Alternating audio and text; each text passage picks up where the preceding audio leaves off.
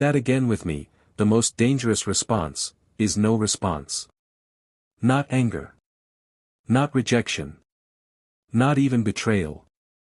Silence.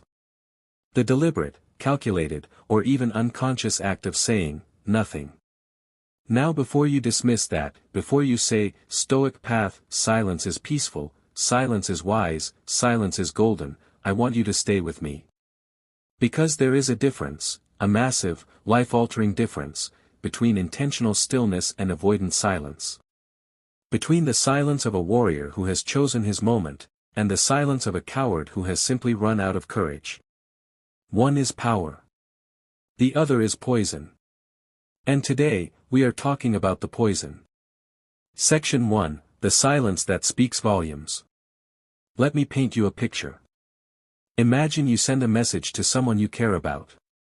Maybe it's a friend you haven't spoken to in months. Maybe it's a business partner. Maybe it's someone you're romantically interested in. You pour a little of yourself into that message.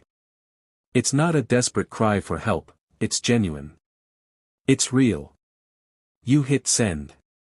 And then. Nothing. No reply. No acknowledgement. No, hey, I saw this, let me get back to you. Just, silence. Now here's what happens inside your mind. You start filling in the blanks. Did I say something wrong? Are they upset with me? Did something happen to them?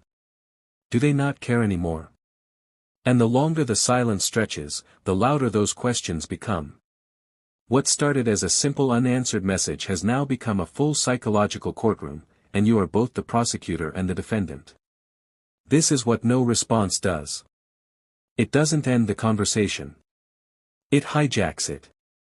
It takes the narrative out of your hands and places it directly into the imagination of the other person, and the human imagination, left unchecked, almost always goes to the darkest possible interpretation. The Stoics understood this deeply. Marcus Aurelius wrote in his Meditations, the impediment to action advances action. What stands in the way becomes the way. But here's what people miss about that quote, it was never an invitation to create impediments for others. It was a call to face your own obstacles with clarity. Running away from a response, choosing silence as a weapon or a shield, that is not Stoic. That is avoidance dressed in a philosopher's robe.